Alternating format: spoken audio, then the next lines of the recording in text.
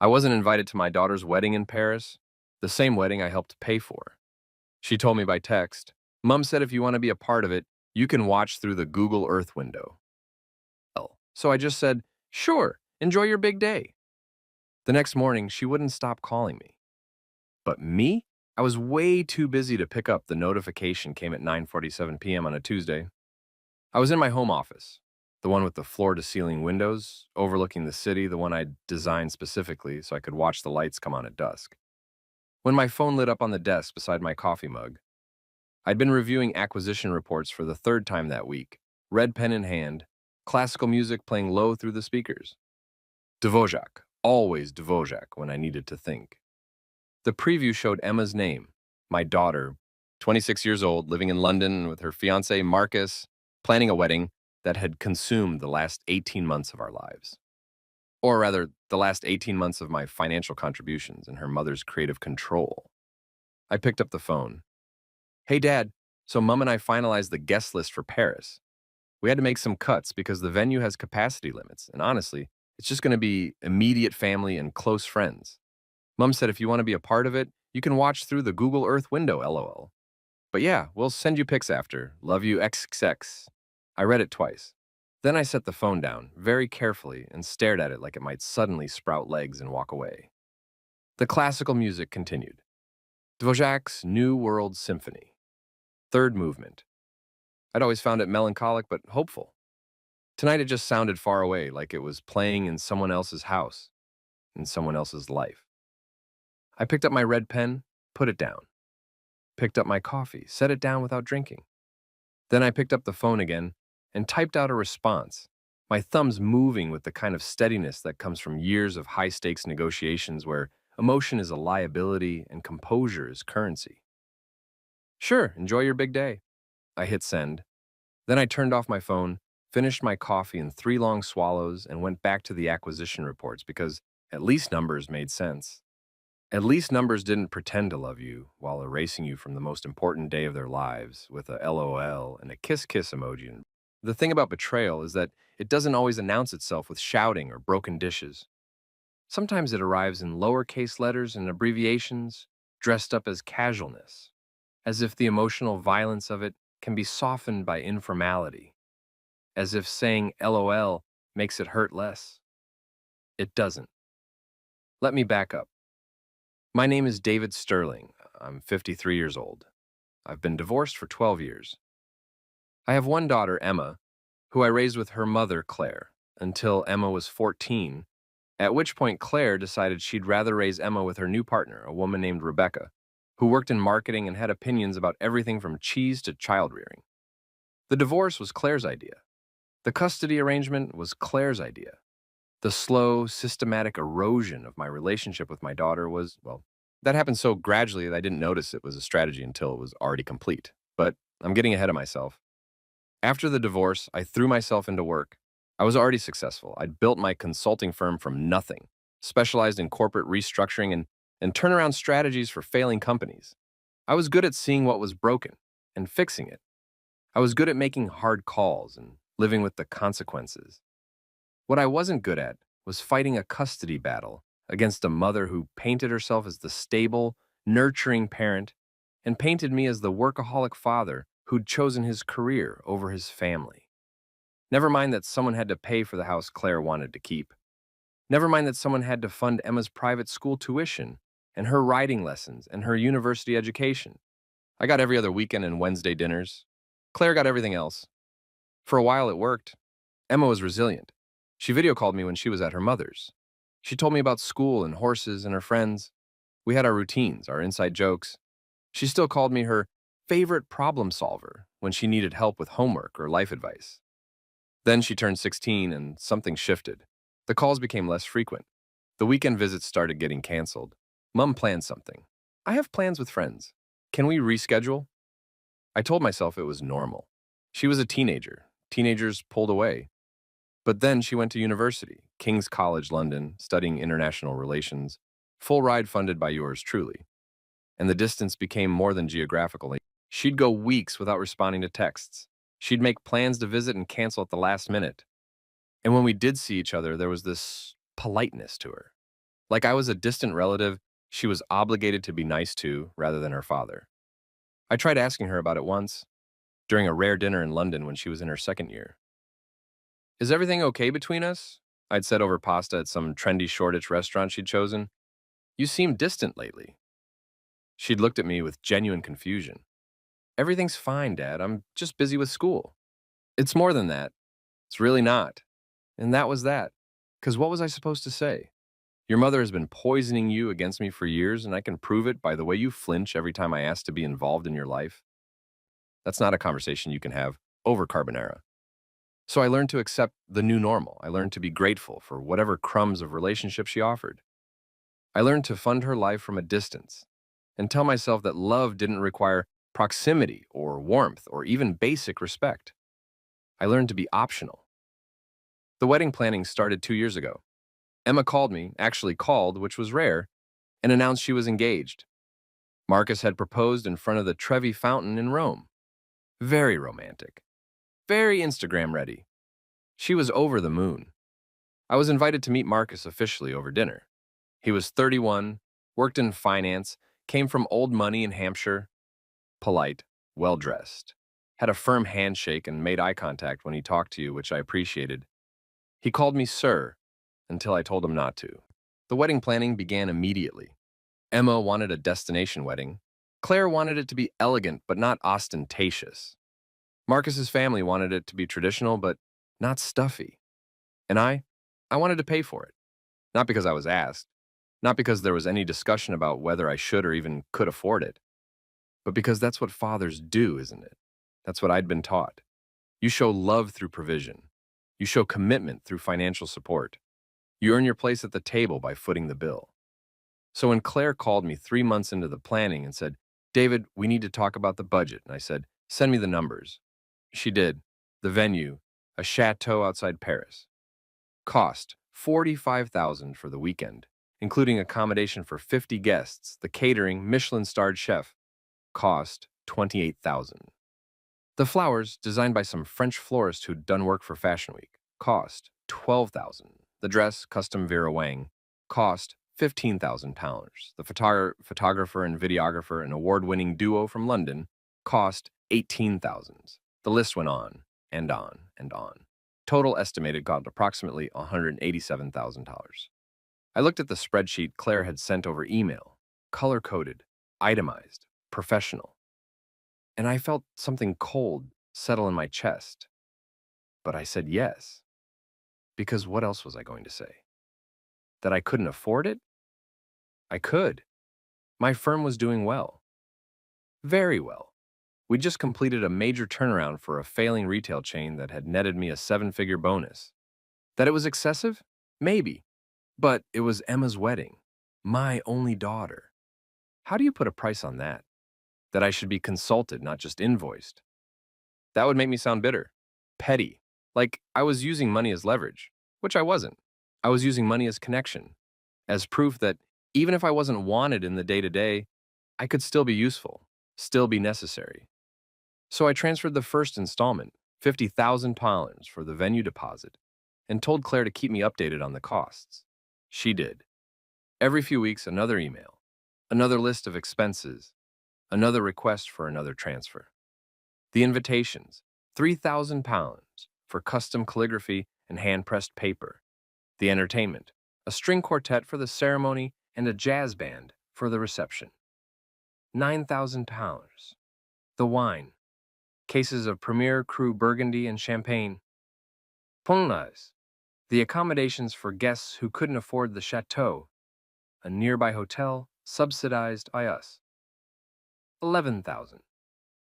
The rehearsal dinner at a restaurant overlooking the Seine, 8,000.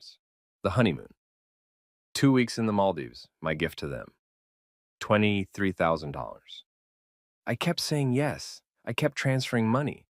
And I kept waiting for someone, Emma, Claire, Marcus, anyone, to say thank you, to acknowledge what I was doing, to include me in the planning beyond being a human ATM. It never happened. Oh, I was informed of decisions. Claire would email me updates. We've chosen the menu. We've finalized the flowers. We've confirmed the photographer. But I was never consulted, never asked for input, never invited to meetings or tastings or planning sessions. When I mentioned this to Emma during one of our increasingly rare phone calls, she laughed it off. Dad, you're so busy with work. We didn't want to bother you with all the boring details. Besides, Mom's been amazing at handling everything. Translation: you're useful for money, but not for presents. I didn't push it. I never pushed anything with Emma anymore because I had learned that pushing led to distance, and distance was the last thing I could afford. So I kept quiet, kept signing checks, kept telling myself that when the wedding day came, it would all be worth it. That seeing Emma happy, seeing her walk down the aisle, getting to dance with my daughter at her reception, that would make all of this worthwhile. I held on to that image like a lifeline, right up until the moment she texted me to say I could watch from Google Earth. The days after that text were strange. I didn't call Emma, didn't call Claire, didn't reach out to Marcus or his family or anyone else involved in the wedding planning. I just went quiet. I showed up at my office, I ran my meetings, I reviewed my reports, I negotiated contracts and managed my team and did all the things I'd always done because work, at least, was reliable. Work didn't uninvite you to things you'd paid for. Work didn't mock you with LOL and suggest you watch important moments through a satellite imaging service. My assistant, Margaret, noticed something was off by day 3. You seem distracted, she said, setting a fresh coffee on my desk. Margaret had been with me for 15 years. She was 62, sharp as a blade, and had an uncanny ability to read my moods. I'm fine, I said. You've been staring at that same page for 20 minutes. I glanced down. She was right. I hadn't absorbed a single word. Personal matter, I said. She waited. Margaret was good at waiting. It was one of her superpowers, the ability to create silence that demanded truth. My daughter's getting married, I said finally. That's wonderful. In Paris, 3 weeks from now. How exciting. I'm not invited. Margaret's expression didn't change, but something sharpened in her eyes. I see. I've paid for the entire thing, nearly £200,000. Venue, food, dress, honeymoon, everything. I see, she said again, but differently this time. She told me via text that I could watch through Google Earth if I wanted to be part of it. Margaret set down the papers she'd been holding. Do you have a lawyer? This isn't a legal matter. Perhaps it should be. It's my daughter's wedding, Margaret, not a corporate dispute. Nevertheless, I shook my head. I'm not going to sue my daughter for the right to attend her wedding. Can you imagine? Father takes daughter to court over wedding invitation. That would go over brilliantly in the press. Then what will you do? That was the question, wasn't it? What would I do? I could call Emma, demand an explanation, insist that I be included, make a scene, play the victim. But I'd learned long ago that demanding things from Emma only pushed her further into Claire's camp. Claire had spent years positioning herself as the reasonable parent, the one who didn't make waves or create drama. Any attempt I made to assert myself would be twisted into proof that I was controlling, demanding, difficult. I could refuse to pay the remaining balance. Hold the money hostage until they changed their minds, but that would be exactly what Claire had always accused me of. Using money as leverage, treating relationships like transactions. And more than that, it would hurt Emma. Whatever anger I felt toward her, I didn't want to ruin her wedding. I didn't want to be the reason she looked back on this day with bitterness. I could just accept it, show up anyway, force them to acknowledge me, make them physically turn me away at the door. But that felt pathetic, desperate, like showing up to a party where you weren't wanted and pretending not to notice everyone wishing you'd leave. Or I could do exactly what I'd told Emma I'd do. Enjoy her big day, from a distance, while being way too busy to pick up. Margaret was still watching me when I looked up. I need you to clear my schedule, I said. For the wedding? For the month. Her eyebrows rose. The entire month? I'm taking personal leave, starting tomorrow. David, you'll handle things while I'm gone. You're more than capable. Of course I am, but I need to be away from here, away from all of this. And I need to do something I should have done years ago. Which is, I smiled. It probably looked more like baring teeth. Stop being optional. I didn't tell anyone where I was going, not Margaret, beyond basic emergency contact information. Not my business partners. Not the handful of friends I'd maintained over the years, most of whom were really just colleagues I occasionally had dinner with, and certainly not Emma or Claire. Instead, I went home, packed a bag, and booked a flight to Paris. Because if Emma wanted me to watch her wedding from Google Earth, I was going to give her exactly what she asked for: a father who was present in name only. Watching from such a distance, he might as well be a satellite orbiting the Earth. But unlike a satellite, I wasn't going to be passive. I was going to be busy. Very, very busy. The flight to Paris left the next morning. Business class. Because I'd stopped pretending to be modest about money years ago. If you have it, use it. If you've earned it, enjoy it. I'd earned this. I landed at Charles de Gaulle at noon and took a car to the Hotel Plaza Athénée in the 8th arrondissement. 5-star. Overlooking Avenue Montaigne. The kind of place where the staff remembered your name after one visit and the concierge could get you into restaurants that didn't technically have openings. I checked in, went up to my suite, corner room, view of the Eiffel Tower in the distance, and unpacked methodically. Suits, casual wear, running shoes because I still ran every morning, rain or shine, laptop, files. Then I sat on the edge of the bed and made a list. This is what successful people do when faced with impossible situations. They make lists. They break down the overwhelming into the manageable. They turn emotion into action items. My list had 3 main objectives. 1. Attend Emma's wedding without actually attending Emma's wedding. 2. Ensure she knows I was there and that I chose not to participate. 3. Make the weekend about something more important than being uninvited to an overpriced ceremony. The first objective was easy. The chateau where Emma was getting married was called Chateau de Montclair, about an hour outside Paris in the Valley de Chevreuse. I'd never been there. Of course, I hadn't been included in the venue tour, but I'd looked it up after receiving Claire's budget spreadsheet. Historic estate, 17th century architecture, sprawling gardens, 35 guest rooms, a chapel on the grounds that could seat up to 80 people.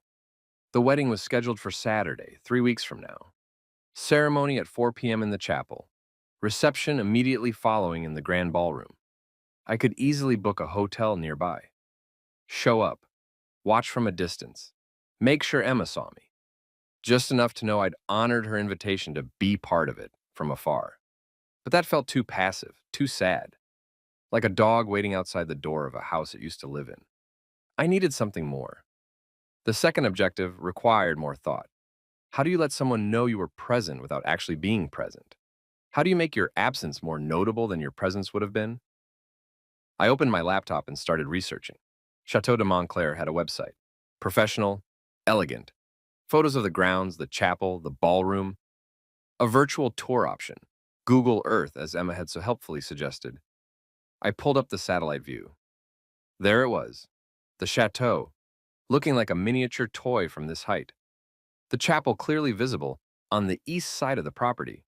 The gardens stretching out behind the main building. I zoomed in as far as the resolution would allow. Then I zoomed out and started looking at the surrounding area. The chateau was situated in a valley, surrounded by forests and small villages. The nearest town was Chevreuse, population maybe 5,000, picturesque, quiet.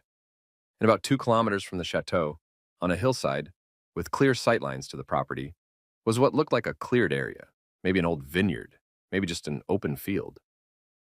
I made a note. Then I picked up the phone and called a number I hadn't used in 5 years. David Sterling, the voice on the other end said, surprised but pleased. I thought you died. Hello, Richard. Richard Beaumont and I had worked together years ago on a particularly nasty corporate takeover. He was a fixer, the kind of person who knew people, who could make things happen that technically weren't supposed to be possible, all while maintaining plausible deniability. And he'd moved to Paris 8 years ago and started a consulting firm that specialized in what he called bespoke solutions for unique problems. I suspected it was at least half legitimate. To what do I owe the pleasure? Richard asked. I need your help with something. How illegal are we talking? Not at all. Completely legal. Just unusual. My favorite kind. Tell me everything. I did. When I finished, there was a long silence. Then Richard started laughing. You're serious. Completely. This is the most elaborate fuck you I've ever heard. It's not a fuck you, it's a statement. It's absolutely a fuck you, but I love it. Give me 3 days. I'll need everything in place in 2 weeks. Consider it done. This is going to cost you, though. Money isn't an issue. I know. That's why I like working with you. He hung up. I sat back and looked out the window at Paris spreading out below me, the afternoon light turning everything golden and soft. Objective 2, in progress. The third objective was the hardest. Make the weekend about something more important than being uninvited to an overpriced ceremony. This was where I had to be honest with myself about what was really happening. Because yes, I was hurt. Yes, I was angry. Yes, there was a part of me that wanted Emma to know exactly how deeply this cut, how profoundly she'd wounded me. But beneath the hurt and anger was something else, relief. Because for the first time in 12 years, I had permission to stop pretending. I didn't have to pretend that the custody arrangement was fair, that the parenting alienation hadn't happened, that Claire hadn't spent over a decade systematically erasing me from Emma's life while I funded every step of the process. I didn't have to pretend that Emma's distance was just teenage independence or young adult busyness rather than learned behavior. I didn't have to pretend that my role as father hadn't been reduced to bank account with emotional liability. The text message, LOL, Google Earth, the casual cruelty dressed up as a joke, had finally given me something I'd needed for years. Clarity, and with clarity came freedom. The freedom to stop begging for scraps of relationship. The freedom to stop funding my own irrelevance. The freedom to redirect my energy toward people and purposes that actually valued what I had to offer beyond my bank balance. So objective 3 wasn't about revenge. It was about reclamation, reclaiming my time, my resources, my self-respect, and making sure that when Emma looked back on this weekend, she understood exactly what she'd chosen when she sent that text. I spent the next week preparing. Richard called me twice with updates.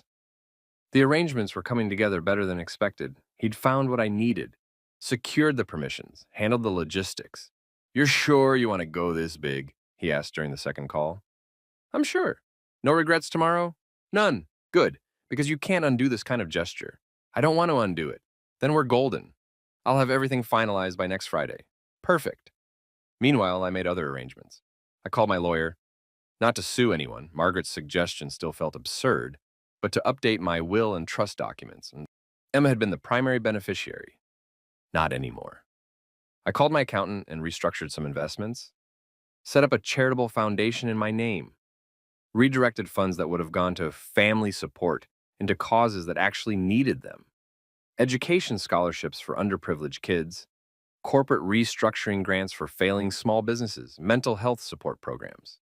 I called the hotel where I'd booked rooms for Emma's wedding guests, the ones who couldn't afford the chateau, the rooms I'd paid for. I canceled the reservations and redirected those funds to a homeless shelter in Paris that provided temporary housing for families in crisis. I called the travel agency that had booked Emma and Marcus's Maldives honeymoon, canceled it, got a full refund minus the cancellation fee, donated the refund to an ocean conservation charity. With each call, each transaction, each reallocation of resources, I felt something heavy lifting off my chest. For years, I'd believed that love required sacrifice, that being a good father meant giving until it hurt, paying any price, accepting any treatment, because that's what unconditional love looked like. But I'd been wrong. Unconditional love doesn't mean accepting conditional treatment. It doesn't mean funding your own erasure. And it sure as hell doesn't mean paying £187,000 for the privilege of being mocked via text message. Emma started calling on Tuesday, 8 days before the wedding. I was in a cafe near the Louvre when my phone buzzed, her name on the screen. I let it ring. She called again an hour later. Again, I didn't answer. That evening, 3 more calls, 2 voicemails. I didn't listen to them. Wednesday, 6 calls, 4 voicemails, 3 texts. "Dad, can you call me back, please? Dad, I need to talk to you about something important. Dad, seriously, can you please just pick up?" I deleted the texts without responding. Thursday, she called 9 times, left 7 voicemails. The texts became more urgent. "Dad, why aren't you answering? This is serious. I really need to talk to you. Dad, I'm getting worried. Is everything okay? Can you at least let me know you're alive?" I almost laughed at that last one. Now she was worried about whether I was alive. Not when she uninvited me to her wedding, not during the 18 months of planning, where I wasn't included in a single decision, but now when she needed something. Suddenly my well-being mattered. Friday, 12 calls, 10 voicemails, so many texts my phone kept buzzing like an angry wasp. Dad, this isn't funny anymore. I don't know what's going on, but we need to talk. Mom is freaking out. Please just call me back. Dad, answer your phone. I turned off notifications. Saturday, 1 week before the wedding, she tried a different approach. She called from Marcus's phone. I didn't answer that either. Then she tried Margaret. That was bold. Emma had met Margaret maybe twice in her entire life, at company events I'd brought her to when she was younger. But apparently she'd kept the number. Margaret called me around noon. Your daughter is very persistent, she said dryly. What did she want? To know if you were alive, to know where you are, to know why you're not answering. I told her I couldn't share your location or your schedule, but that you were fine and would be in touch when you were ready. How did she take that? About as well as you'd expect. She said it was urgent, that there was a situation with the wedding, and she needed to speak with you immediately. I felt something twist in my chest. Did she say what situation? No, and I didn't ask. I figured if it was genuinely urgent, she'd tell me. Since she didn't, I assume it's not life-threatening. Good call. David, Margaret said carefully, what are you doing? Taking my life back. By ignoring your daughter a week before her wedding? By not being available to solve whatever crisis she's suddenly decided requires my attention after uninviting me from the event. There was a pause, then, she uninvited you? I thought you weren't invited at all. Semantics. Either way, I'm watching from Google Earth, remember? Ah, another pause. Well then, shall I continue to Stonewall? Please. With pleasure. Anything else? If she calls again, you can tell her I'm very busy, too busy to pick up. Margaret laughed. Actually laughed, which was rare. I'll relay the message, verbatim. By Sunday, Emma had given up on calling. Instead, I got an email. Subject line, please read this. I opened it. Dad, I don't know why you're not answering your phone, and I'm really worried. Margaret said you're fine, but won't tell me where you are or what you're doing. I need to talk to you about something important. There's been an issue with the wedding payments. The chateau is saying there's a balance outstanding, and some of the vendors are saying their invoices haven't been paid.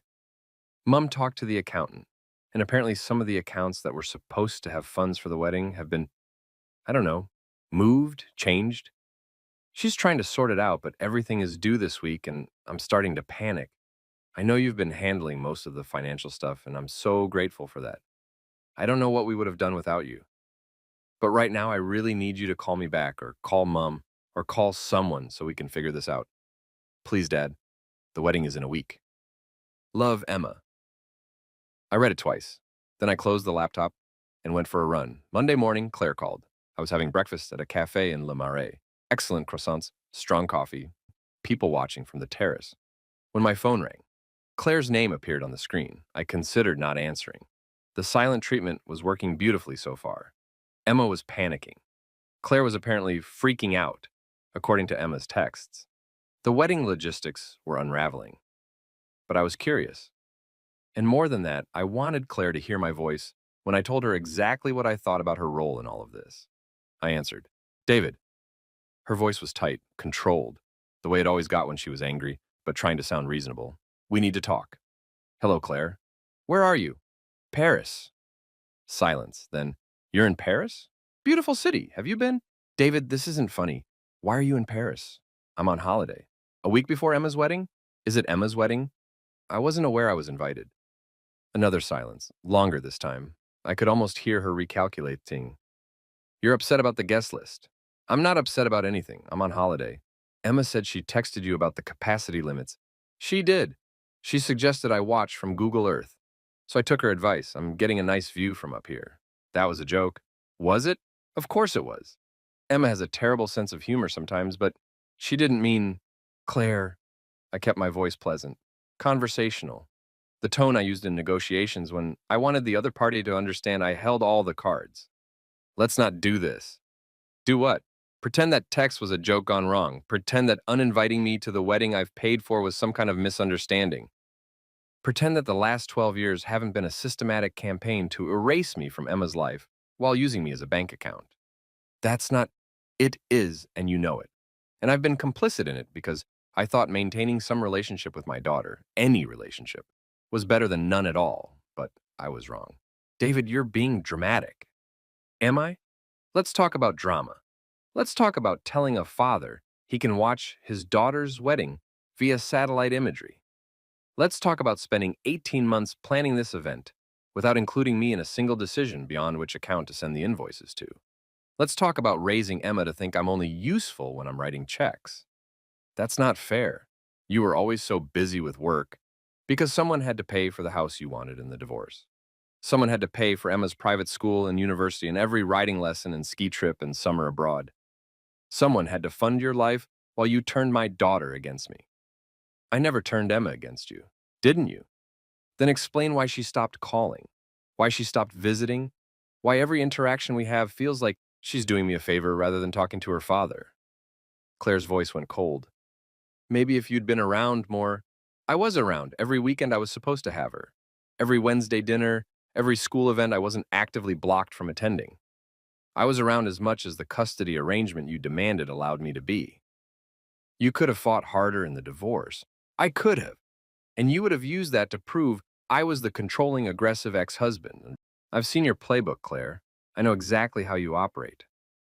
You wanted me gone, but not too gone. Present enough to fund things, but distant enough that you could play the single mother martyr. This is absurd. I'm not going to listen to. Then don't. But understand this. The wedding payments you're concerned about, the outstanding balances, the mysteriously moved funds, that was all me. I've redirected every remaining penny of wedding budget to more worthy causes, homeless shelters, scholarship funds, conservation charities, places where my money will actually be valued. You can't do that. That money was for Emma's wedding. It was my money. I can do whatever I want with it. And what I want is for Emma to understand that actions have consequences. You taught her that I'm optional, that I exist to serve her needs without requiring basic respect in return. Well, congratulations. She learned the lesson, and now she gets to experience what life looks like when the optional parent opts out. You're going to ruin her wedding? No, Claire. You already did that when you raised her to think uninviting me was acceptable. I'm just declining to finance it. She's your daughter. Is she? Because fathers get invited to their daughters' weddings. Fathers are consulted about major life decisions. Fathers are thanked for their contributions instead of mocked via text message. So either she's my daughter and I should be treated accordingly, or I'm just the man who pays for things. You don't get both. I could hear her breathing on the other end, fast, angry. You're being incredibly selfish, she said finally. I laughed. Actually laughed. Selfish. That's rich coming from you. But sure, let's call it selfish. Let's call it petty. Let's call it whatever makes you feel better about your role in this. The fact remains, the money is gone, the wedding is underfunded, and I'm in Paris enjoying my holiday, way too busy to pick up when Emma calls. She's devastated. Is she devastated that I'm hurt, or devastated that the money isn't available? Silence. That's what I thought. David, I'm done, Claire. Done pretending, done accommodating, done funding my own erasure. You and Emma figure out the wedding costs yourselves. Between your new partner's marketing salary and Marcus's family money, I'm sure you'll manage. After all, you've been managing Emma's life without me for over a decade. What's one more event? You're going to regret this. I doubt it, but if I do, at least it'll be my choice, my terms, my life. I hung up. My coffee had gone cold. I ordered another one and sat there in the morning sun, feeling more at peace than I had in years. Emma called again that afternoon, 16 times. I didn't answer. She sent a long email. Then another, then a third. I didn't read them. Tuesday, she tried Margaret again. Margaret reported that Emma was distressed and asking if there was any way to reach me for just 5 minutes. What did you tell her? I asked. That you were indisposed and would be in touch if and when your schedule permitted. Perfect. Wednesday, Marcus called. That was interesting. I'd only spoken to Marcus a handful of times. The initial meeting, a couple of phone calls during the engagement, brief pleasantries at Christmas. He'd always been polite but distant, the way you are with a future in-law you don't really know. Now he was calling me. Personally. I considered letting it go to voicemail, but curiosity won. Marcus, I said. Mr. Sterling. His voice was strained, uncomfortable. I apologize for bothering you. I know you must be incredibly busy. I am. Right, of course. I'll be brief. It's about the wedding. I'm aware. There's been some confusion about the payments. No confusion. I've redirected the funds. May I ask why? You may. I waited. Let him ask. Make him work for it. Why have you redirected the funds? He said finally. Because I wasn't invited to the wedding. But I thought Emma said it was a capacity issue. Did she? She said the venue has strict limits and that you understood. Marcus, I kept my voice kind, almost gentle, the way you talk to someone who's been fed lies and doesn't know it yet. Did Emma tell you that the venue capacity was an issue before or after I'd paid for the venue? Silence. Before or after I'd paid for the catering, the flowers, the photographer, the accommodations, the entertainment, and your honeymoon? More silence. I paid for a wedding I wasn't invited to. You understand how that might be problematic? Yes, I do, and I want you to know that I had no idea. I assumed you were coming. Emma and Claire handled all the guest list details, and I trusted them. I see. If I'd known you weren't invited, I would have said something. I would have insisted you be there. You're Emma's father. Of course you should be at the wedding. Should I? Yes, absolutely. Then why aren't I? I don't know. I truly don't. But I'd like to fix it. If there's any way... Marcus, let me ask you something. When Emma first told you about the guest list situation, did she seem upset? He hesitated. I'm not sure I... Did she cry? Did she say it broke her heart to not have me there? Did she express any regret at all? The hesitation stretched longer. No, he admitted finally. She didn't. She just said it was a logistical issue and that you understood. Right, because I'm very understanding. I'm the understanding father who pays for everything and expects nothing in return. I'm the father you can text LOL watch from Google Earth without consequences. I'm the optional parent. Mr. Sterling, I appreciate you calling, Marcus. I genuinely do. You seem like a decent man. But this isn't your problem to solve. This is between Emma and me. And the reality is that she made a choice when she sent that text. Now I'm making mine. What choice is that? To stop being optional. I could hear him breathing, thinking. I understand, he said quietly. I don't agree, but I understand. That's all I can ask. Enjoy your wedding, Marcus. I hope it's everything you both hoped for. Will you... Is there any chance you'll reconsider? About the funds, I mean. We can fix the guest list. We can... No? No? The money is gone, Marcus. Donated, reallocated. Whatever the wedding costs now, it's your and Emma's responsibility. Yours and the families who actually want me present. Good luck. I hung up. My phone rang again immediately. Emma. I powered it off. Thursday, Richard called my room at the hotel. Everything's set, he said. Want to do a final walkthrough? Absolutely. We met at a cafe near Trocadero. Richard looked the same as always. Expensive suit, graying hair, the kind of face that could smile warmly at you while negotiating terms that would quietly ruin you. He slid a tablet across the table. Your toy. I looked at the screen. Schematics, permits, photographs, lists of equipment and personnel. It's bigger than I expected, I said. You said make a statement. I'm making a statement. Will it be visible from the chateau? Visible? David, it'll be impossible to miss. Weather's supposed to be clear on Saturday. Perfect conditions. And it's all legal? Completely. I've got permits from the local aviation authority and the commune. Filed all the paperwork under your name and company. Everything's above board. Good. You're sure you want to do this? I looked at the schematics again, smiled, positive. Then we're golden. I'll have my team in position by Friday evening. Saturday morning, we'll do final checks. By the time the ceremony starts at 4 p.m., you'll be all set. Perfect.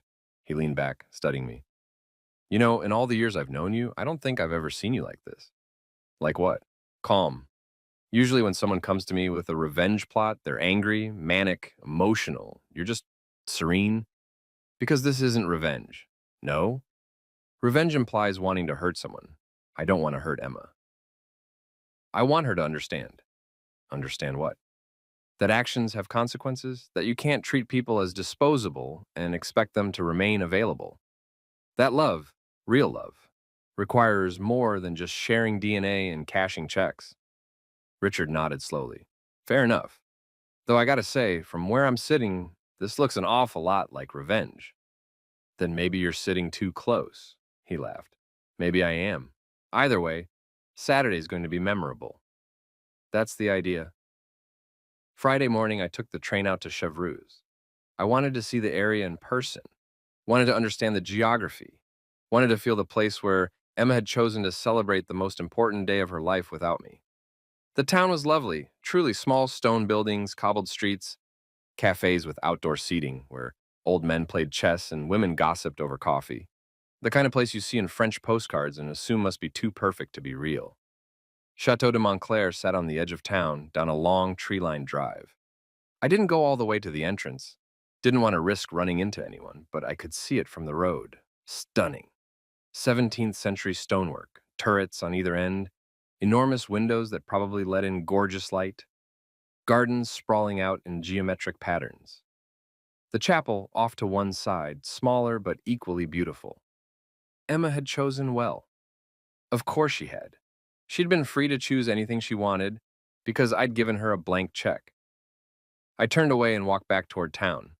There was a hilltop about 2 kilometers away, just as I'd seen on Google Earth, and I hiked up to it.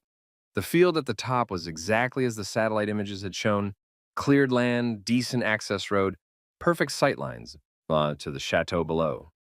Richard's team was already there, setting up equipment. They worked with professional efficiency, barely acknowledging me as I watched. It's going to be spectacular, Richard said, appearing beside me. Yes, I agreed. It is. We stood there for a while, watching the crew work, watching the sun move across the valley, watching the chateau in the distance looking like something out of a fairy tale. Emma called me, Richard said casually. I turned to look at him. What? This morning, somehow tracked down my number, asked if I knew where you were. What did you tell her? That I couldn't share client locations. She asked if I was working with you on something. I said I couldn't discuss ongoing projects. How did she react? Threatened to report me to, I don't even know, some imaginary authority for consulting firms. I told her good luck with that and hung up. I smiled. She's desperate. She is. Question is, are you? Desperate? No. Sure about that? Because there's still time to back out. Cancel the setup, call your daughter, make peace. I don't want peace. What do you want? I thought about that. What did I want? Not revenge, not really, not peace, not yet. What I wanted was for Emma to see me, really see me, not as a wallet or a problem or an obligation, not as the understanding father who could be excluded without consequence. I wanted her to see me as I actually was, a person who had feelings and limits and a breaking point. I wanted her to understand that I was still here, still present, still relevant, just not available. I want her to remember this weekend for the rest of her life, I said finally. I want her to tell her children about it someday, about the time her father wasn't at her wedding, but was somehow more present than anyone else there. Richard grinned. Then we're definitely on the right track. That evening, my phone, which I'd turned back on to coordinate with Richard, lit up with messages. Emma had sent 14 texts. Claire had sent 9. Marcus had sent 3. There were also messages from people I barely knew. Emma's maid of honor asking if I could please call Emma. One of Marcus's groomsmen saying, "Mate, not sure what's going on, but Emma's having a breakdown." Even Rebecca, Claire's partner, with a curt, "You're being childish." I deleted them all without responding. Then I opened Emma's most recent email. Dad, I don't know what I did wrong. I've been going through every conversation we've had, every text, every call, trying to figure out where things went so bad that you'd do this, that you'd just disappear right before my wedding and cancel all the payments and refuse to talk to me. Mom says you're upset about the guest list, that I hurt your feelings with that text about Google Earth. I swear I didn't mean it the way it came out. It was supposed to be funny. I was trying to lighten the mood because I knew you'd be disappointed about the capacity limits and I didn't know how else to say it. I'm sorry. I'm so sorry. I should have called you. I should have explained better. I should have fought harder to make sure you could be there. But Dad, we're 5 days away from the wedding. 5 days. And I don't have enough money to cover what you've canceled. Marcus's family is trying to help, but they'd already stretched their budget, and I can't ask them for more. Mom is borrowing from friends. I've called in every favor I have. We might have to cancel the photographer, or the flowers, or maybe the whole thing. Is that what you want? Do you want me to not have a wedding because I made a stupid joke in a text message? Please call me, please. I need my dad, Emma. I read it 3 times. She still didn't get it. She thought this was about a poorly worded text, about a joke gone wrong. She didn't understand that the text was just the final straw, that it was the culmination of years of being treated as optional, of being excluded from her life while funding it, of being reduced to a role instead of a relationship. She thought apologizing for the text would fix everything, that acknowledging she should have fought harder would make me forget 12 years of not fighting at all. And more than that, more than anything, she was still focused on the money. I need my dad. No. She needed my bank account.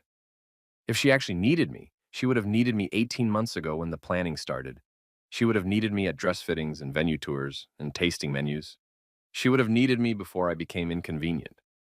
I closed the laptop without responding. Tomorrow was Saturday. Tomorrow was the wedding. Tomorrow, Emma would understand exactly what too busy to pick up meant. I woke up at dawn on Saturday, the day of Emma's wedding. The suite at the Plaza Athénée was quiet, except for the soft hum of Paris waking up beyond the windows. Distant traffic, birds in the trees along Avenue Montaigne, the metallic rattle of shop owners opening their shutters. I made coffee using the in-room machine, stood at the window drinking it, watching the Eiffel Tower merge from the early morning haze, the iron lattice catching the first light like something holy. My phone was off, had been since last night. I'd learned that leaving it on was an invitation to chaos. Emma's texts, Claire's calls, the mounting desperation of people who'd realized too late that they'd miscalculated. Today, I didn't want distractions. Today was about presence, about being exactly where I said I'd be, too busy to pick up. I showered, dressed carefully, dark jeans, a charcoal cashmere sweater, leather jacket. Not formal, not wedding attire. Just me, comfortable, unburdened. By 7 a.m., I was in the car heading out of Paris toward Chevreuse. The drive was beautiful. Autumn in the Ile-de-France is a study in contrasts. The last green of summer fighting with the first gold of fall. Morning mist hanging low over fields, stone villages that looked unchanged from centuries ago. I could understand why Emma had chosen this place for her wedding. If you were going to exclude your father and spend his money, you might as well do it somewhere picturesque. I pulled into Chevreuse around 8:30. The town was just stirring, cafes opening, a few locals buying bread from the boulangerie, someone walking a small dog along the river. I parked near the town square and walked to the cafe where I'd arranged to meet Richard. He was already there, drinking espresso and reading a newspaper like a man without a care in the world. "Morning," he said, not looking up. "Morning, everything on schedule?" "Like clockwork. Team's been working since 6. We'll be operational by noon. Weather? Perfect. Clear skies, light wind. Couldn't have asked for better conditions." I ordered coffee and a croissant and sat across from him. "Any issues?" "None. Well, one minor thing." "What?" "Someone from the chateau called this morning asking if we had proper permits for aerial activities in the vicinity. I sent them our documentation. They shut up fast." I smiled. "They're getting nervous."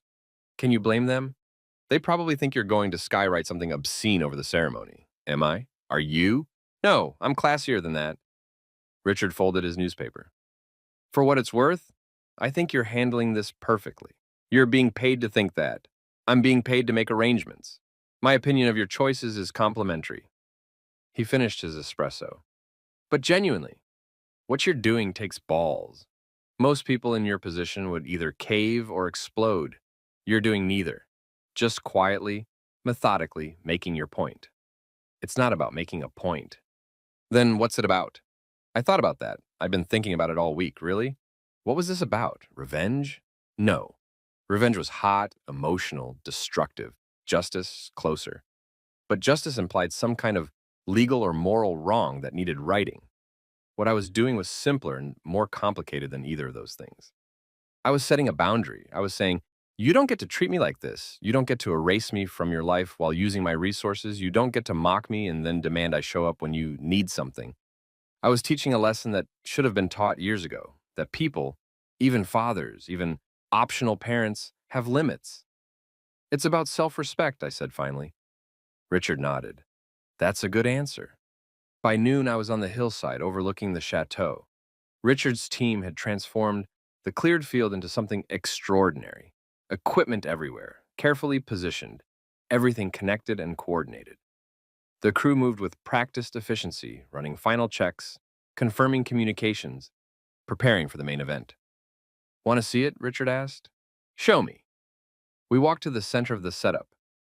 He pulled up a tablet, showed me the schematics, walked me through what would happen and when. At 3:45 p.m., 15 minutes before the ceremony, we go live, he said. Everything's timed to the second. Weather's cooperating beautifully. Sightlines are perfect. Everyone at the chateau will see it. Hell, everyone in the valley will see it. And it's all legal? I told you. Completely above board. I've got permits, insurance, the works. No one can complain about anything except their feelings. Perfect. He looked at me carefully. Last chance to back out. I'm not backing out. You're sure? Because once we start, there's no stopping it. No taking it back. Emma will know. Claire will know. Everyone at that wedding will know. Good. You won't be able to claim you didn't know what you were doing. You won't be able to say you got carried away or acted impulsively. This is premeditated, planned, executed. Richard, I said patiently, I know exactly what I'm doing. I've thought about nothing else for 3 weeks, I'm sure. He studied me for another moment, then nodded. All right then. Let's make sure your daughter has a wedding she'll never forget. At 1 p.m., I drove closer to the chateau. Not all the way to the entrance. I didn't want to risk being seen, but close enough to watch the arrivals. I parked on a side road with a view of the main drive and settled in. The guests started arriving around 2. Expensive cars rolling up the tree-lined drive, disgorging well-dressed people who'd clearly spent significant money and time preparing for this day. The women in designer dresses and elaborate fascinators, the men in morning suits or bespoke tuxedos. I recognized a few faces, some of Claire's family, some friends from Emma's university days, Marcus's parents, whom I'd met exactly once. Everyone looked happy, excited. They took photos in the gardens, milled around the entrance, disappeared into the chateau. At 2:45, Emma arrived. A vintage Rolls-Royce, cream-colored and gleaming, pulled up to the entrance. Emma emerged in her Vera Wang dress, the 15,000 pounds one I'd paid for, looking absolutely stunning. The dress was perfect. She was radiant. Her hair was up in some complicated style, flowers woven through it, her makeup flawless. Claire was with her, looking equally put together in a champagne-colored gown. They posed for photos on the chateau steps, Claire adjusting Emma's train, both of them laughing about something, mother and daughter, picture perfect. I watched from a distance, feeling absolutely nothing. No, that wasn't true. I felt something, but it wasn't sadness or longing or regret. It was peace. Because I finally understood what I'd been refusing to accept for years. Emma didn't need me. She needed what I could provide. Money, stability, the status of having a successful father, but she didn't need me.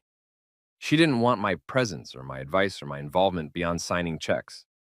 And once I accepted that, once I truly internalized it, everything became clear. I wasn't losing a daughter by not attending her wedding. I'd lost her years ago. I just hadn't been willing to admit it until she made it impossible to ignore. At 3:30, the guests started moving toward the chapel. I checked my watch. 15 minutes until ceremony time. 15 minutes until Richard's team went live. I drove back to the hillside. Richard was waiting with the tablet and a satisfied smile. Timing is perfect, he said. We go live in 10 minutes. I want to see it from here. Figured you would. I've got a good vantage point set up. He led me to the edge of the hillside where a folding chair had been positioned. The view was spectacular. The entire valley spread out below.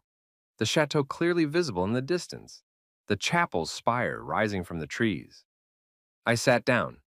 Took out binoculars I'd brought specifically for this. Through the lenses, I could see the chapel. Guests filing in, the doors standing open, flowers everywhere, white roses and hydrangeas, the arrangements cascading down the sides of the building. Emma's $12,000 flowers, arranged by the Parisian florist who'd done Fashion Week. I lowered the binoculars. 5 minutes, Richard said quietly. I nodded. The valley was so quiet, peaceful, just wind in the trees and birds singing and the distant sound of the chapel bell ringing to signal the ceremony was about to begin. Emma would be in the chateau's bridal suite right now, having final touches done to her makeup and hair. Claire would be fussing over the dress. The bridesmaids would be taking last-minute selfies. Marcus would be in the chapel, standing at the altar, waiting for his bride. None of them knew what was about to happen.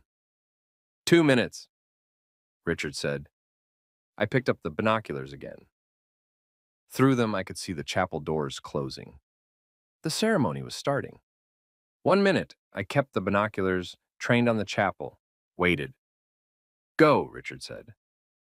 The sound came first, a deep, rhythmic thrum that cut through the valley quiet like a knife. Whump, whump, whump, whump. I lowered the binoculars and looked up. The helicopter peered over the tree line, rising from behind the hillside, where we'd positioned it, not small, not subtle. A proper executive helicopter, the kind used for corporate transport and aerial tours. It climbed higher, the rotor wash sending ripples across the field grass, the noise growing louder as it gained altitude. Then it turned and flew directly over the chateau.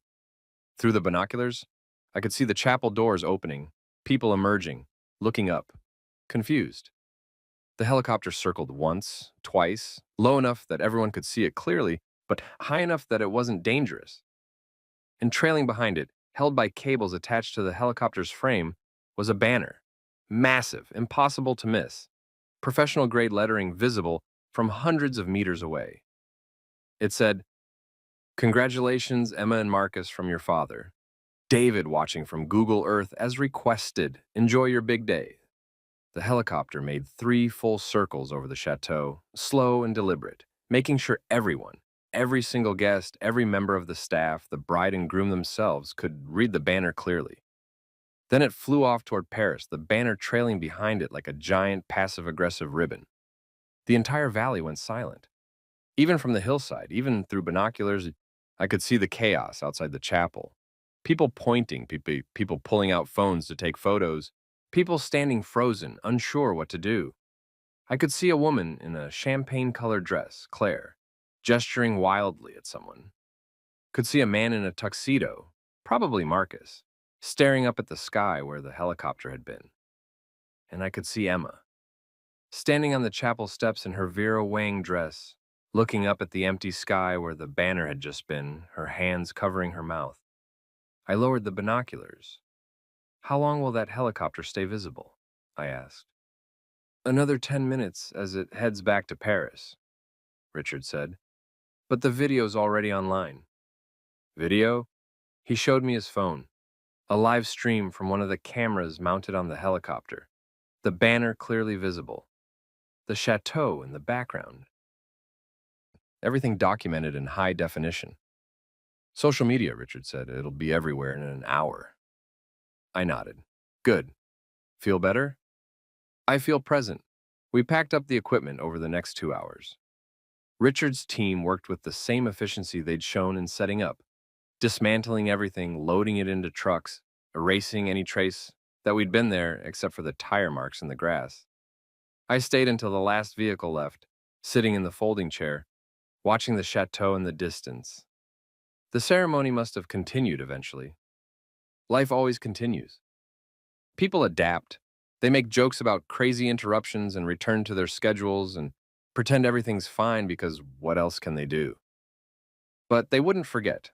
That was the point. And not to ruin the wedding, it was already ruined the moment Emma sent that text. But to make sure she remembered, to make sure everyone remembered, that I had been there, that I had been present, that I had done exactly what she asked, watched from a distance, but on my terms, with my own interpretation of what being part of it meant. At 6 p.m., my phone buzzed in my pocket. I'd turned it back on out of curiosity. 43 missed calls, 76 text messages, 19 voicemails, 12 emails. I scrolled through the message preview without opening them. Emma. Dad. What the fuck?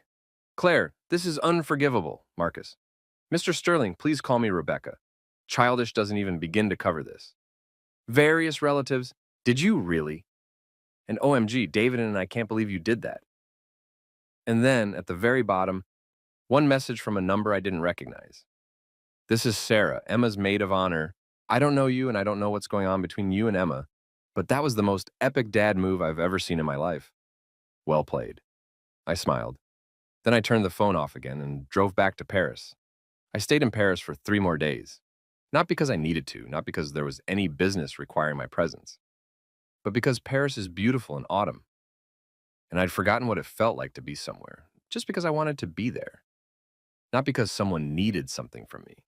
I walked the streets, sat in cafes, visited museums I hadn't seen since Emma was small, and we'd done a family trip here, back when she still held my hand crossing the street and called me Papa because she thought it sounded more sophisticated in French. I didn't check my phone, didn't read the emails or messages or voicemails that were undoubtedly accumulating. I just existed, present, quiet, free. On Monday, 3 days after the wedding, I finally turned my phone on. 214 notifications. I scrolled through them systematically, not reading in depth, just scanning for anything genuinely urgent. Health emergencies, business catastrophes, things that couldn't wait, nothing critical, just a lot of people having feelings about what I'd done. Emma had called 43 times, sent 62 text messages. 8 of her emails had subject lines like, "We need to talk," and "This isn't over," and "How could you?" Claire had called 37 times. Her messages were shorter, angrier. "This was unacceptable. You've embarrassed Emma. You've shown your true colors." Marcus had called 12 times. His messages were different, more confused than angry. "Can we please talk about what happened? I'd like to understand your perspective. I think there's been a lot of miscommunication." There were messages from relatives, from Emma's friends, from people I hadn't spoken to in years who'd apparently heard about the helicopter and had opinions. And there were messages from my own circles. Margaret had sent 3 texts. "I assume the helicopter was your doing. Brilliant. Let me know when you're ready to return to work."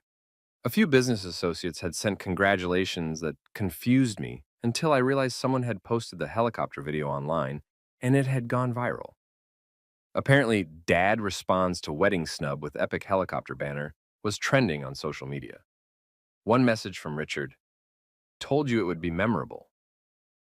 And then, at the very bottom of my email inbox, one message that made me stop scrolling. Subject line, "Please read this." Emma, I opened it. "Dad, I don't even know what to say. I don't know if you're reading these. I don't know if you even care anymore. The wedding was ruined, not just interrupted, ruined. Everyone spent the whole reception talking about the helicopter, about you, about what it meant. People were taking sides, asking questions. Marcus's family was mortified. Mom spent the night crying. Some guests left early. I spent my wedding night fighting with Marcus because he said I should have seen this coming, that I should have known you'd be hurt, that I'd been dismissive of you for years and this was the consequence. He's right, I know he is, but it doesn't make it hurt less. You humiliated me, in front of everyone I care about, on the most important day of my life. And the worst part? Everyone agrees you were justified. Even my own friends are saying I had it coming, saying you paid for the whole wedding, and I uninvited you as a joke, and what did I expect? But Dad, you're my father. You're supposed to be above this. You're supposed to be the mature one. You're supposed to love me unconditionally no matter what I do. Instead, you hired a helicopter and turned my wedding into some kind of public revenge stunt. I know I hurt you. I know the Google Earth text was awful. I've apologized 100 times. I've called and texted and emailed, and you've ignored all of it. What more do you want from me? What will it take for you to forgive me? Emma. I read it twice. Then I opened a new email and wrote a response. Emma, I received your message. I've received all your messages. I've chosen not to respond until now because I wanted to give both of us time to think clearly. First, let me address the helicopter. It wasn't revenge. Revenge would have been showing up at the chateau and making a scene. Revenge would have been contacting all the guests ahead of time and telling them they were attending a wedding funded by a father who'd been uninvited. Revenge would have been petty and destructive and aimed at causing maximum harm. What I did was make a statement. The statement was simple. I was present. I watched from a distance. I did exactly what you told me to do. Participated from Google Earth. The banner made that clear. If that embarrassed you, if that ruined your wedding, then perhaps you should ask yourself why. Why is a father making his presence known, even from a distance, so humiliating? Why is the public acknowledgement that I exist, that I paid for your wedding, that I was there despite being excluded so devastating? Second, let me address your question about forgiveness. You've apologized for the text. You've said it was a joke. You've said you didn't mean it the way it came out. But Emma, the text wasn't the problem. The text was just the moment I finally admitted to myself what had been true for years. I am optional to you. I have been optional since the divorce. Optional since your mother convinced you that my career made me unreliable. Optional through your teenage years when you stopped calling. Optional through university when you'd go months without contact. Optional through your engagement when I wasn't consulted about a single wedding decision despite funding the entire event. The text was just the first time you said out loud what your actions had been saying for over a decade. That I exist to serve your needs, but don't deserve to be included in your life. You want to know what it will take for me to forgive you? It's not an apology. Apologies are easy, words are easy. What I want is for you to understand why I did what I did. To understand that parents, even fathers, even optional parents, are human beings with feelings and limits. To understand that you can't treat someone as disposable and then be shocked when they decline to remain available. What I want is for you to look at our relationship honestly and ask yourself, when was the last time you wanted me around, not because you needed something, but just because you wanted your father? When was the last time you called me just to talk? When was the last time you asked about my life, my work, my happiness? When was the last time you treated me like a parent instead of a bank account with emotional baggage? I love you, Emma. I have always loved you. I will always love you. But love doesn't mean accepting whatever treatment is offered and being grateful for scraps of relationship. Love doesn't mean funding your own exclusion. Love doesn't mean pretending I don't matter while showing up every time you need something. So here's what happens now. You're married. Congratulations. I genuinely hope you and Marcus have a wonderful life together. The financial support you've been accustomed to receiving, it ends here. I've redirected those funds to causes that value them. Your student loans, your car, your rent, all of that is now your responsibility. Marcus comes from money. Between his family and your mother, I'm sure you'll manage fine.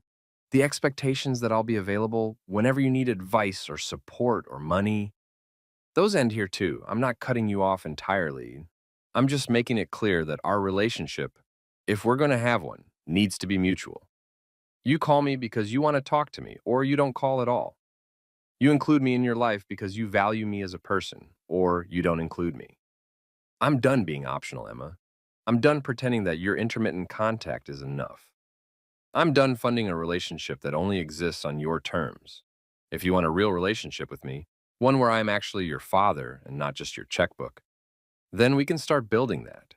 But it starts with honesty, with accountability, with you genuinely understanding what you've done and why it mattered. Until then, I'll be here, living my life, working on things that fulfill me, spending time with people who value my presence, too busy to pick up when you call because you need something, but never too busy for a daughter who actually wants her father. The choice is yours. David. I read it through 3 times, making small edits, ensuring the tone was firm but not cruel. Then I hit send. And I closed my laptop and went out to find a cafe that served excellent wine and even better cheese. Because I was in Paris and I was free, and I had nothing to do but be present in my own life. Emma didn't respond for 2 weeks. I stayed in Paris for the first week, then flew to Barcelona because I'd always wanted to see Gaudi's architecture and had never made time for it. Then to Porto, because someone told me the sunsets there were transformative, then back to London because eventually real life required attention. Margaret had handled everything beautifully in my absence. Meetings rescheduled, clients reassured, projects advanced. The firm had barely noticed I was gone, which was either a testament to her competence or a sign I'd built something sustainable enough to function without me constantly micromanaging. Probably both. Good trip? She asked when I walked into the office on a Tuesday morning. Excellent trip.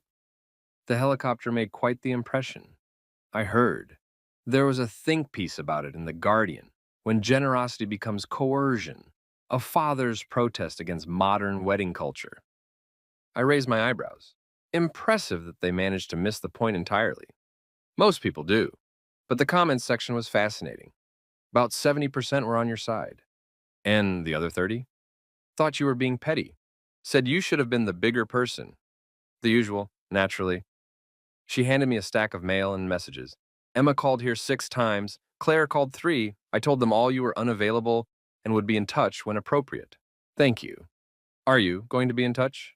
Eventually, when there's something worth saying. Margaret nodded.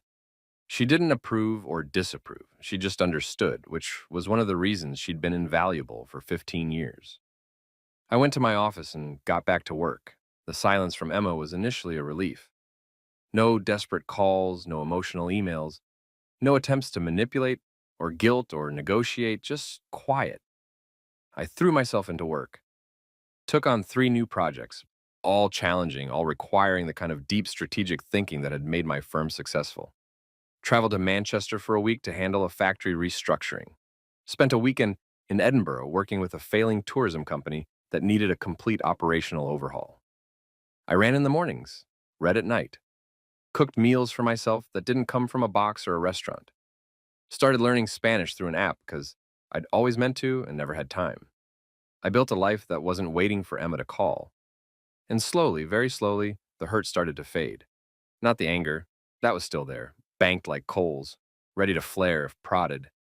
But the acute pain of being excluded, the sharp sting of being mocked and dismissed, that started to dull. I realized I'd been carrying that pain for years, not just since the text. Since the divorce, since the first missed weekend visit, since the first canceled dinner, since the first time Emma looked at me like I was an obligation rather than her father. I'd been walking around wounded and pretending I was fine, and the pretending had been almost worse than the wound. Now I wasn't pretending anymore. Emma's response finally came on a Thursday evening 3 weeks after I'd sent my email. I was at home, cooking dinner, risotto, which required attention and patience and gave me something to focus on besides the various catastrophes at work, when my phone buzzed. Email notification.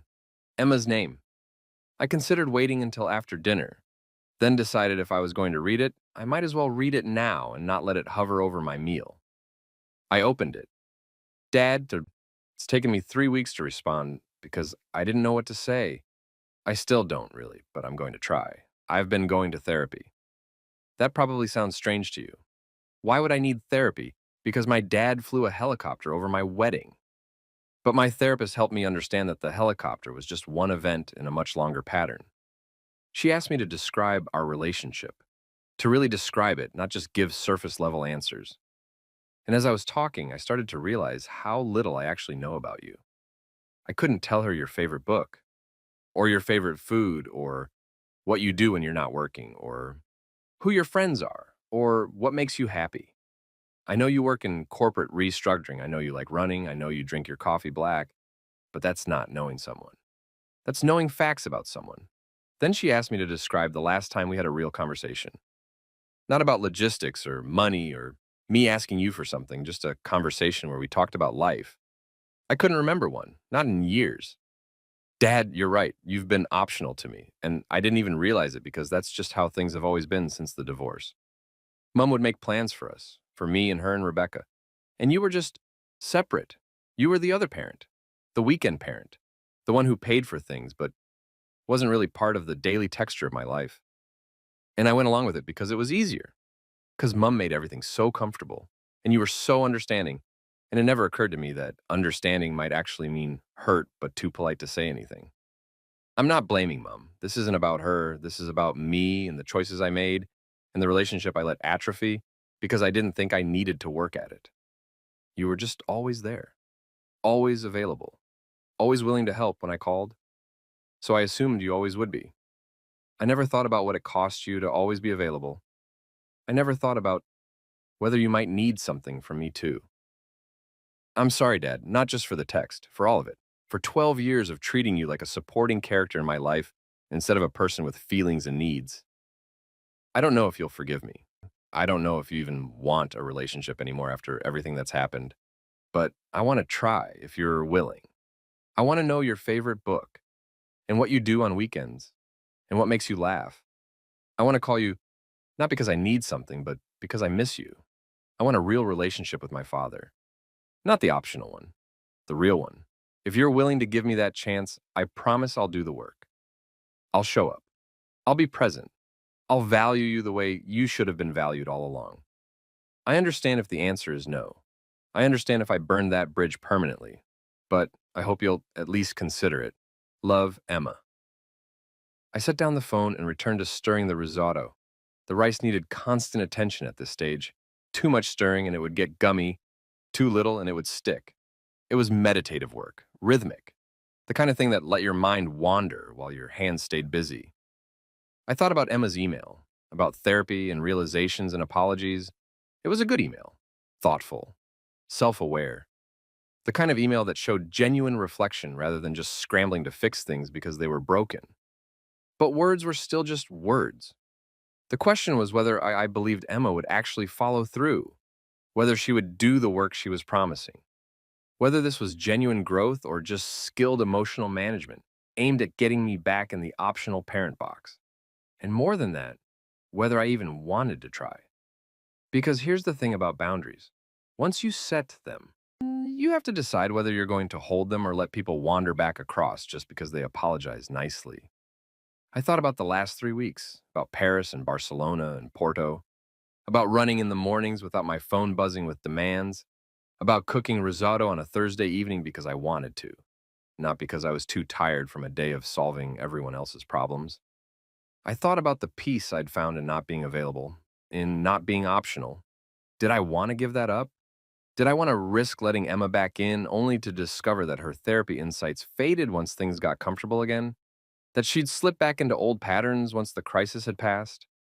The risotto was done. I plated it, poured a glass of wine, sat at my kitchen table overlooking the city lights. And I thought about what kind of relationship I actually wanted with my daughter. Not the one we'd had. That was clear. But maybe not no relationship at all either. Maybe something new, something built on mutual respect and actual presence rather than obligation and financial support. Maybe that was possible. Maybe it was worth trying, but not yet. Not until I was sure I was choosing from a place of strength rather than old habits. Not until I was sure Emma understood that this was a beginning, not a resolution. Not until enough time had passed that we both really felt the weight of what optional had meant. I finished my dinner, cleaned up, poured another glass of wine. Then I sat down and wrote a response. Emma, I read your email. Thank you for being honest about what you've realized. It means something that you're doing the work of understanding rather than just apologizing and moving on. I believe you're sincere. I believe you genuinely want to build a different relationship. And I appreciate that. But I'm not ready yet. Not because I don't care, not because I don't love you, but because I need to be sure, really sure, that we're both coming to this from a healthy place. You need time to do your work, to understand the patterns, to build new habits of actually showing up rather than just intending to. And I need time to make sure I'm not falling back into old patterns either. The patterns where I accept crumbs of relationship and pretend they're enough, where I'm so grateful you're reaching out that I don't hold you accountable for following through. So here's what I'm proposing. We take 6 months, real time, space for both of us to figure out who we are outside the dynamic we've been stuck in. During those 6 months, you continue your therapy. You work on understanding yourself and your choices. You figure out what you actually want from a relationship with me, not just what you think you should want.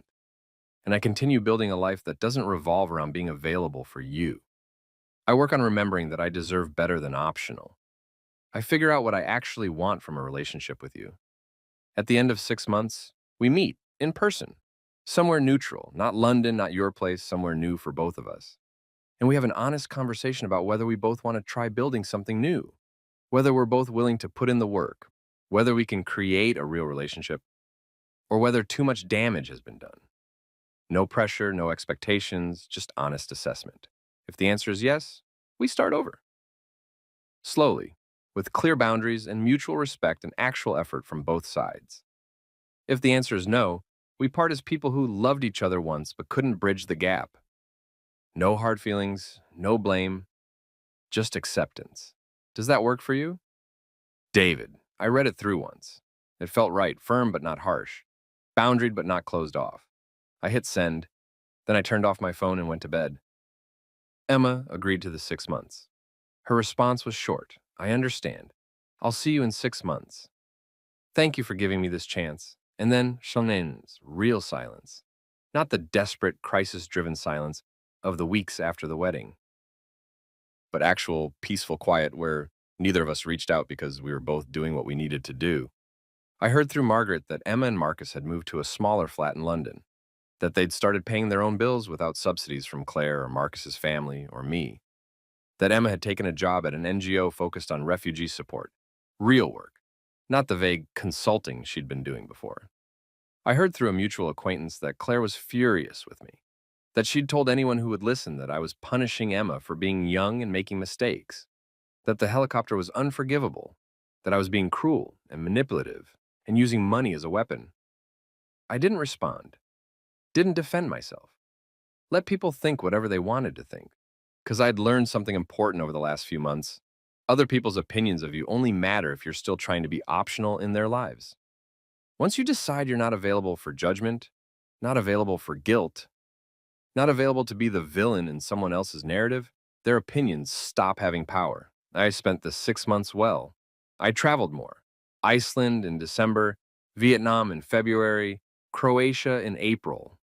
Places I'd always wanted to see but never made time for because there was always a crisis, always a need, always someone requiring my attention. I took up painting. Terribly at first, then less terribly, then actually pretty decent, at least according to the instructor at the weekend classes I joined. I read voraciously. Fiction, mostly, which I hadn't done since university. Got lost in other people's stories instead of constantly living my own. I dated a woman named Catherine for a few months.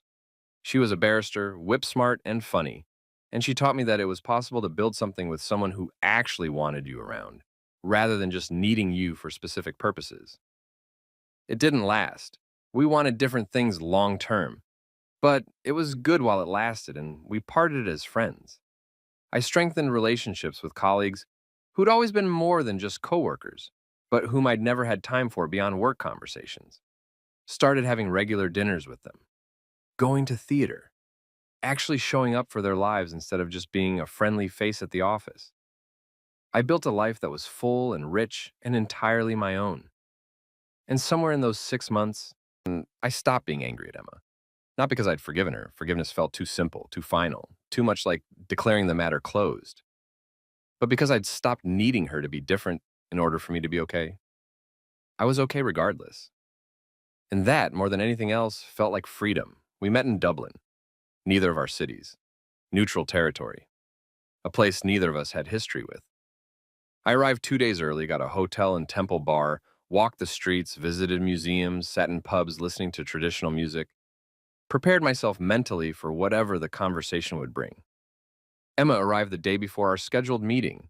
She texted to let me know she was in the city, the first direct communication we'd had in 6 months. I'm here. Still good for coffee tomorrow at 10? Yes, the cafe you suggested?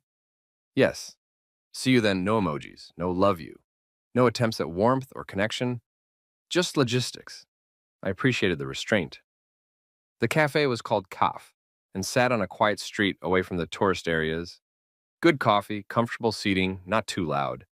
I'd chosen it specifically because it felt conducive to difficult conversations. I arrived at 9:50, ordered a black coffee, sat at a table by the window. Emma arrived at 9:58. I saw her through the glass before she saw me, walking up the street looking uncertain, checking her phone for directions. She was dressed simply. Jeans, a sweater, minimal makeup.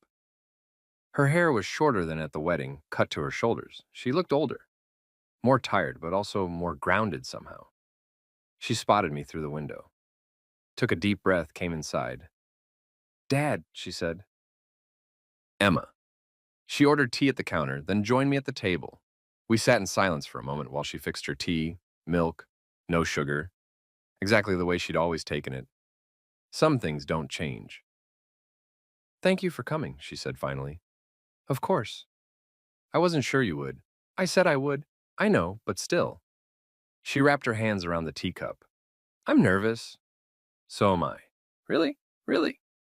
She smiled slightly. I suppose that's fair. We sat with that for a moment. The cafe buzzed quietly around us. Other conversations, the hiss of the espresso machine, someone laughing at a table across the room. How have you been? Emma asked. Good. Really good, actually. I'm glad. She meant it, I could tell. I've been following your social media. You've been traveling a lot. I have. Vietnam looked incredible. It was. And you're painting now? Badly. The ones you posted were beautiful. You're kind to say that. More silence. This time less comfortable. The small talk exhausted, the real conversation looming. Emma set down her tea. I don't know how to start. Neither do I. Should I apologize again? I've been rehearsing apologies for 6 months, but they all feel inadequate. I don't need more apologies. Then what do you need? I thought about that. What did I need?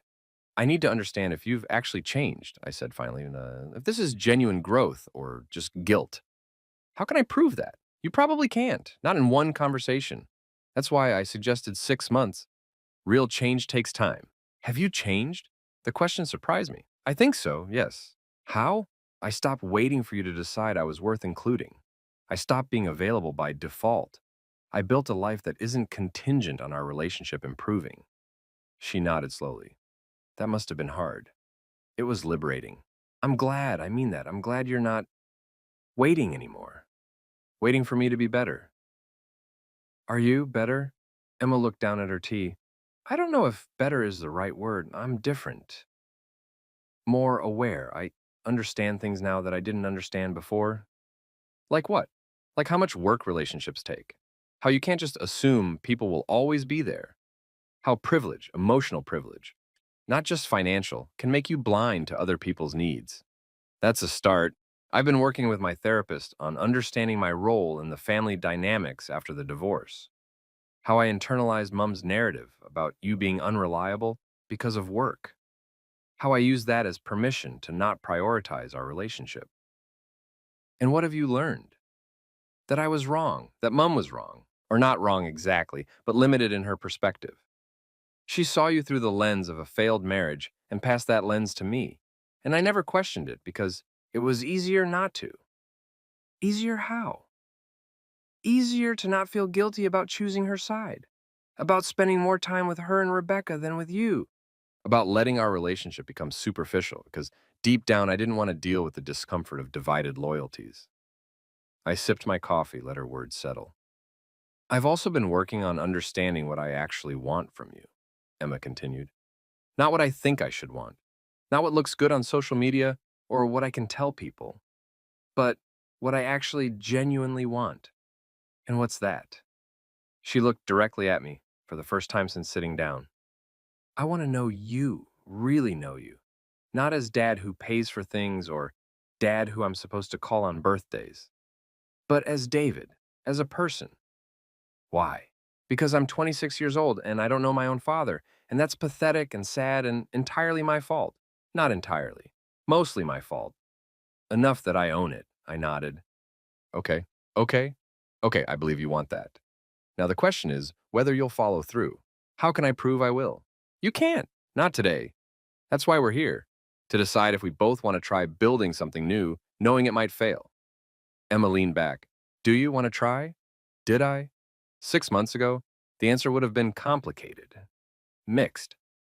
Part of me wanting to say yes out of hope, part of me wanting to say no out of self-protection. But now, after 6 months of building a life I loved, after 6 months of not being optional, after 6 months of genuine peace, now the answer was simpler. I want to try, I said, but with conditions. What conditions? Well, we start over, completely. No carrying forward the old dynamics. No, but we've always done it this way. We build something new from scratch. Okay. We meet regularly, in person when possible, video call when not. every 2 weeks minimum. Not for logistics, not when you need something, just to talk. Okay. You ask me questions about my life, my work, my interests, and I'll ask you questions. We learn each other as adults, not as parent and child locked into old roles. Okay. And if it's not working, if either of us realizes we're falling back into old patterns, we address it immediately. No letting it fester. No pretending it's fine when it's not. Okay, anything else? I hesitated, then financial independence, permanently. Emma's face went carefully neutral. Explain what you mean. I mean, I'm not funding your life anymore. I'm not paying your rent or your student loans or your car or your emergency expenses. You and Marcus figure that out yourselves. We have been for the last 6 months. Good, that continues. And if we have kids someday, if we need help, then we discuss it as adults with proper boundaries and clear expectations. But I'm not going back to being the default solution to every financial problem. She nodded slowly. That's fair. If that's a deal breaker, it's not. I don't want your money, Dad. I want you. The words hung in the air between us. I studied her face, looking for signs of manipulation, of performance, of saying what I wanted to hear. I didn't see them. What I saw was a young woman who'd grown up in 6 months, who'd done hard work, who was trying, genuinely trying, to be better. Okay, I said finally. Let's try. Emma's face broke into the first real smile I'd seen from her, and she was 14 years old, before the divorce became final, before everything got complicated. Really? Really? I'm not going to screw this up, I promise. You might. We both might. That's not failure, that's being human. We just have to commit to trying again when we do. I can do that. So can I. We sat in silence for a moment. Different silence now. Not uncomfortable, just present. Can I ask you something? Emma said. Of course. The helicopter. Did you plan it specifically to embarrass me? Or was it something else? I considered the question. Something else. What? I needed you to see me, to understand that I was there, that I'd been there the whole time, even when you decided I was optional. The helicopter was me saying, you can exclude me from the event, but you can't erase me from the reality of what funded it. It worked. Everyone saw it. It's literally the first thing people bring up when they talk about my wedding. Does that bother you? It did, for months. I was so angry, so humiliated. She paused. But now, honestly, I think it was necessary. I needed something that dramatic to wake me up, to make me see what I'd been doing. I'm sorry it had to be public. I'm not. If it had been private, I could have rationalized it away, made it about you being difficult instead of about my behavior. The public nature made that impossible. Still, I'm sorry you were hurt. And I'm sorry I hurt you first, for years. We looked at each other, really looked. Maybe for the first time in over a decade. What's your favorite book? Emma asked suddenly. The question surprised me. What? Your favorite book? I realize I don't know. I want to know. I smiled. Anna Karenina, Tolstoy. Why? Because it's honest about how complicated people are, how we can love and hurt each other simultaneously, how good intentions don't guarantee good outcomes. Have you read it recently? Last month, actually. I reread it every few years. What else do you read? Lately? A lot of contemporary fiction. Vietnamese authors after I visited Hanoi. Irish writers now that I'm here. Recommend one? For you specifically, try Normal People by Sally Rooney. It's about communication and what happens when people don't say what they mean. Emma pulled out her phone, made a note. I'll read it. What else should I know about you? What do you want to know? Everything. We spent the next 3 hours in that cafe. I told her about my painting classes and my terrible first attempts at landscapes, about Catherine and what I'd learned about healthy adult relationships, about the restructuring project in Manchester that had turned into my favorite work of the year. She told me about her job at the NGO and how much more fulfilling it was than the consulting work she'd been doing before, about her and Marcus learning to build a life on their income rather than family money, about therapy and the hard realizations and the work of unlearning patterns. We talked about books and movies and places we wanted to travel and about politics and philosophy and whether having children was something she even wanted or just something she'd assumed she should want. We talked like adults. like people who were interested in each other, like friends, not like optional parent and distant daughter. When we finally left the cafe, it was past 1 p.m. My coffee had gone cold hours ago. Emma's tea was long forgotten. We stood on the sidewalk, neither of us quite ready to leave yet. Same time in 2 weeks, Emma said. Video call? Yes. I'll actually show up, not cancel at the last minute. I know. How do you know? Because if you don't, we're done. And I think you understand that now. She nodded. I do. Good. She hesitated, then stepped forward and hugged me. Brief, but genuine. Thank you for giving me this chance, she said. Thank you for doing the work to deserve it. We separated. She walked one direction toward her hotel. I walked the other toward mine, and for the first time in 12 years, I felt like maybe, just maybe, I had a daughter again. Not the one I'd lost. That Emma was gone, dissolved in the years of divorce and distance and learned behavior, but a new one, an adult one who was choosing to show up instead of being obligated to, one who valued me as a person instead of as a function, one who understood that love requires presence, not just pronouncement. I walked back through Dublin's streets, the afternoon sun warm on my face, and felt something settle in my chest that had been unsettled for over a decade. Peace. Not because everything was fixed, it wasn't. We had years of work ahead of us, learning each other, building trust, proving that we both meant what we said. But because for the first time since the divorce, I wasn't trying to be what someone else needed me to be. I was just being David, and that was enough.